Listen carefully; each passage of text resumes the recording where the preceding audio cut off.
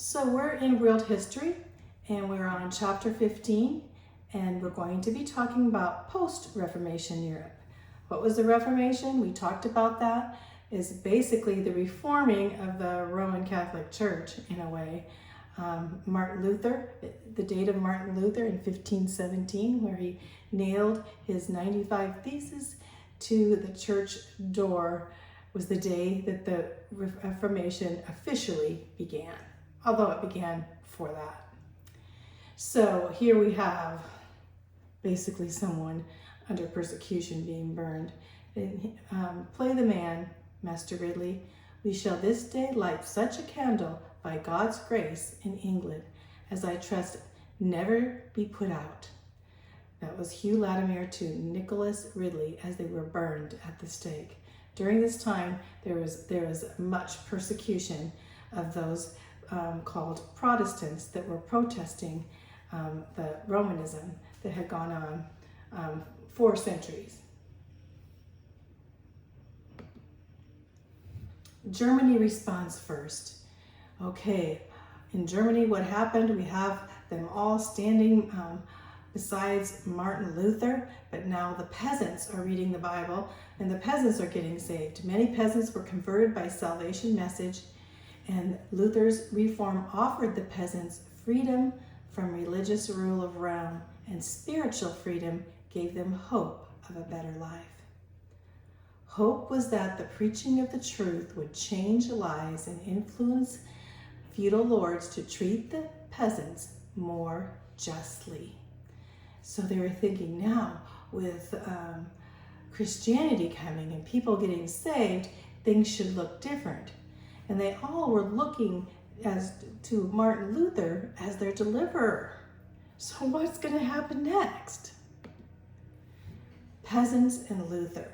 So the peasants humbly drew up a list of grievances and sent them to copy to Luther. The grievances were against how they were treated by the nobles, the very wealthy people. There were a lot of poor people and a lot of wealthy people in a very limited middle class. Luther addressed both the peasants and the nobles. He recognized the grievances of both. To the nobles, he said, to let down your stubbornness and give up your tyranny. That means give up your tyranny. Give up being a tyrant to those peasants under you. Unless the nobles changed, he warned, the peasants will revolt.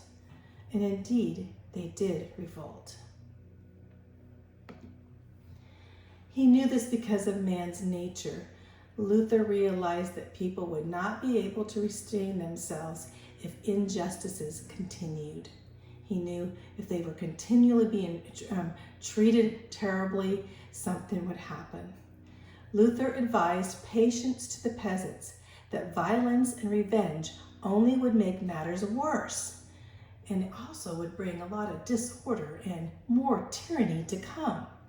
He wrote, "The mob has no moderation and knows none, and in every individual there stick more than 5 tyrants. It is better to suffer wrong from one tyrant than from unnumbered tyrants in a mob." He was totally against in man's nature as for a mob of peasants coming forth and trying to take over the nobles. So he warned them. The peasants and the nobles' response here, you can see by this picture. The peasants didn't listen to Martin Luther, and neither did the nobles. Neither side did. The peasants were not satisfied with his response to be patient. Luther warned Christianity must not be thought of as a revolutionary political movement. That's kind of important right now. Of course, we're going to stand for righteousness when unrighteousness is prevailing. But we have to realize that a revolutionary political movement and a mob movement is not going to work. Spiritual freedom does not always guarantee political or economic freedom. Sometimes when we get saved, we have to live under economic and political chaos. But through our conversion, we bring forth the love of God, and God works miracles. And the miracle is that as a so-called peasant gets saved, that his testimony would go on to the nobles so that they'll get saved and they'll realize their sin, and in that way they will gulf the economic and political gap that is there. So that's why when you come to the Lord, and those that are above you, you love on them, and pretty soon they will come to the Lord as you show forth your testimony. Well, the peasants didn't respond in that way, as you see here. The price of rebellion, the peasants' revolt. What happened? Inflamed by political fanatics and self-appointed prophets, peasants made extreme demands, taking matters into their own hands without trusting God. They said they were going to stand up and revolt, but that revolt would bring forth violence of a mob. Peasants' revolt happened in 1524 to 1525. Peasants now rampaged like wild beasts with arson and looting and robbery and violence. Not what Jesus would do. It says that hardly might a good man walk in the streets. Kind of like some areas today when we had the protests of in the streets in some places here, and they were looting. That hardly might a good man walk in the streets. History repeats itself, doesn't it? Nobles crushed the peasants. Nobles took away the little freedom that they had to begin with. So now the nobles, instead of the nobles, seeing Christ in them, they saw them as causing looting, and they saw peasants as the enemy. So they took away their freedom that they had. The German people were worse off in every respect than they had been before. A form of feudalism would continue for many years. That means this feudalism between the lords and the peasants wouldn't stop because there was nothing to bridge the gap. What bridges the gap? Or should I say, who bridges the gap? Jesus can bridge the gap through love, can't he? And he did. But they were not examples. The struggle for religious freedom. Emperor Charles V, he was the head of the Holy Roman Emperor, which was centered in Germany there, had not given up on forcing all Germans back into Romanism. So Charles V was a Roman Catholic, and he was forcing all Germans that they had to go back and do away with their protests, their Protestantism. And in fact, he had persecuted Martin Luther and wanted him put to death. On June 1530, he went to Germany to work out a compromise. You see, but then at the meeting at Augsburg, it was called the Augsburg Confession, and that's where the first Protestant confession of faith was presented, written by Philip Melanchthon, which we know, and he also helped Luther write many other things. Philip Melanchthon is a name you should know there. And so they wrote up this first confession of faith, and they're trying to make a compromise between the Romanism, the Roman Catholics, and Protestantism, the Lutherans. The Augsburg Confession it was unacceptable to the emperor. They made the Augsburg Confession what the Protestants of Germany wanted, freedom, but this was unacceptable to Charles V.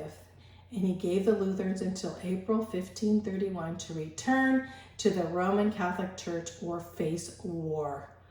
There was no compromising with him. But not until 1546 could he concentrate on fighting the Lutherans. So it went for this amounted from 1531 to 1546, which he waited. because he didn't have time to concentrate on the Lutherans at that time. He was dealing with other wars and things.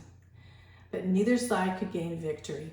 So he started that's when the religious wars would begin, and he tried to fight, and basically saying all of the Lutherans need to turn back to the Catholic Church, which they would not. In 1555, they reached a compromise, finally, known as the Peace of Augsburg. Just remember Augsburg. Augsburg is going to be that place where they were trying to compromise between the Protestants and the the Roman Catholics.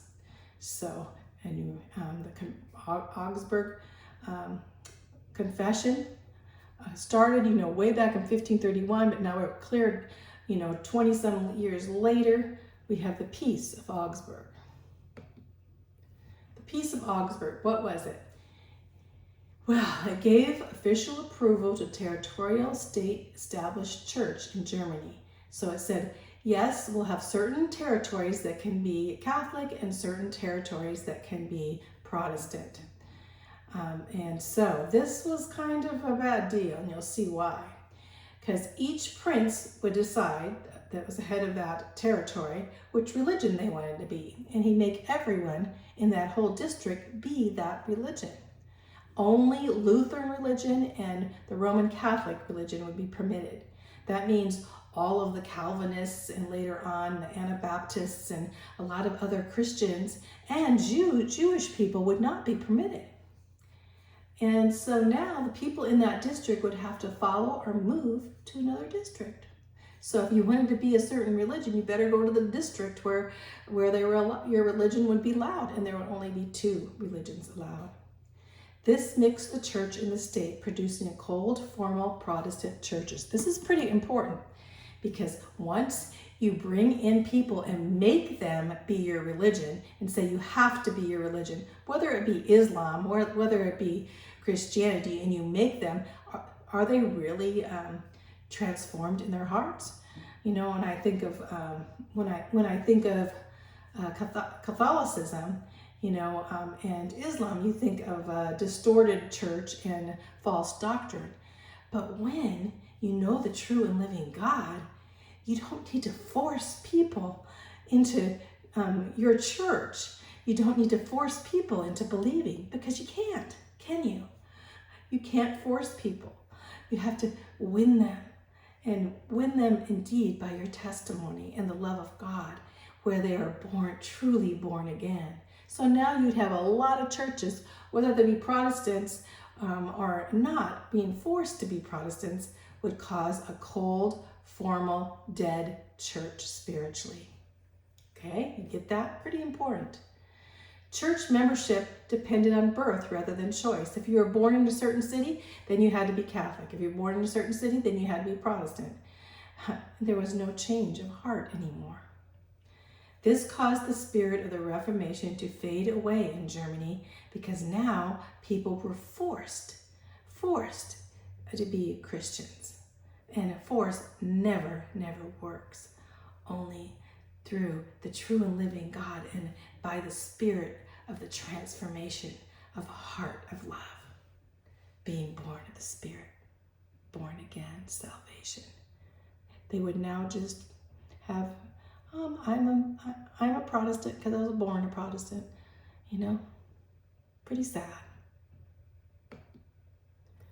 A counter-reformation happened. Whenever you think of counter-reformation, what happened with the Romanism, the Roman Church, when they found out, oh man, some of these cities are now going to be taken over, and these areas are going to be taken over. Well, certain areas, especially, we'll find in Spain and France, especially in France and on into Italy, they would not allow people to be Protestant. They would not allow people to get saved. In fact, they believed salvation was only in trusting the Pope. They didn't believe salvation was by faith. They believed that salvation was by working and doing your good deeds for the church. Well, the main objectives were to prevent Catholics from becoming Protestants and to force Protestants back into the Roman Church. So the Counter-Reformation is saying, we're not going to let any Catholics turn into Protestants. We're not looking at any Catholic Protestants. We're going to bring them back to the Roman Church and make the Roman Church the world church again. That's counter the Reformation. And how did they do this? With an ugly thing called the Inquisition. Remember this. The Inquisition was so ugly. It started, in Rome, in that area, and you'll find later on that Spain was almost totally, all the Protestants in Spain were either put to death or they had to flee. So the Inquisition was terrible. It was part of the Counter-Reformation, and it was fired up in the Inquisition. Now we're going to get some inquisitors to come in and see who really, really trust the church, the Catholic Church, and which ones that didn't would be tortured and terrorized. The Inquisition used torture and terror to obtain confessions of heresy from Protestant victims. So when they found a Protestant in their area and they would bring them in, they would torture them and terrorize them until they said or confessed. And then after they confessed, many times they were put to death. The Inquisition was horrific, a horrific persecution of true believers too. And the terror that happened in these areas was tremendous. Let's just say that. You can read Fox's Book of Martyrs. Forbidden by the Pope. So the Pope forbid certain books. The Pope forbid all versions of the Bible except Latin. He said basically, if you had a Bible that was translated by Tyndale or Wycliffe or Luther, that it was prohibited. If you had a Bible in your house, you could be brought in and tortured and put to death. Let's just say that. And all Protestants' writings and works were forbidden. And most of all, the great works during this time were forbidden. Even other books that were not even about religion, a lot of them, if they're the stories, they were forbidden too, because they only wanted you to focus on the Roman Catholic Church at that time. The Jesuits, priests. In 1521, there was a Spanish soldier. His name was Ignatius Loyola, and he looked to earn his salvation. So he went to the shrine of the Virgin Mary and he confessed his sins for 3 days under there, and then he dedicated his life to serve the Pope. So the Pope, coming to the Pope, gave him approval to start what was called the Society of Jesuits, the Society of Jesuit Priests. Started with 10 and later on increased to 1,500 members. You would see these Jesuit priests now, and they're almost like this hidden society of priests. And what they were they were spies to spy out to see who was not living their life as a Roman Catholic, a good Roman Catholic. Their motto was "The end justifies the means." You know what? I just learned that this started with the Jesuits, and it really, really made me mad, because all of the terrorists in the world use this. In fact, Karl Marx, communism did, onto Stalin, and onto Mao Zedong, communists, the end justifies the means, and it started and became the hallmark of the Jesuit philosophy, of the Jesuit priests. And they resorted to do anything to extend the power of the church. And this would include torture and terror.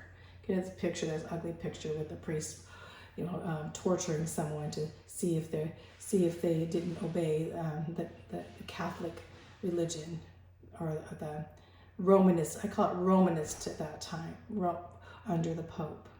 Were they loyal to the Pope or not? The Council of Trent. They formed the Council of Trent then. You can see all these priests. These are all priests here. And that was Rome's strong stand against the Protestants. In 1545 to 1563, they called meetings, and meetings were called by the Pope, and said, we need to have a meeting. And they reaffirmed the Romanist doctrines one by one, saying, yes, this is what we stand for. We're not going to stand for anything else. and they denied the Bible teaching, including the heart of the gospel. They denied the gospel. They said, if anyone say that justifying grace is none other than a confidence in God's mercy, which remits sins for Christ's sake, or that by such confidence alone a man is justified, let him be anathema or cursed. Basically, if you stood up and say that you are saved due to saved by faith, by your faith, and by the grace of God, that you would be accursed. Basically saying that you need to work your way and you need to obey all the Catholic laws to go to heaven. And if you say otherwise, then you would be accursed. This was a big control. So the church, the Catholic Church, the Roman Church at that time could have a sway and have a hold on the people and really people would look to them as these little demigods or little gods, and the Pope as more of the way to heaven through the Pope and not such through Jesus Christ. That was the way it was back then. Okay, let's stop there.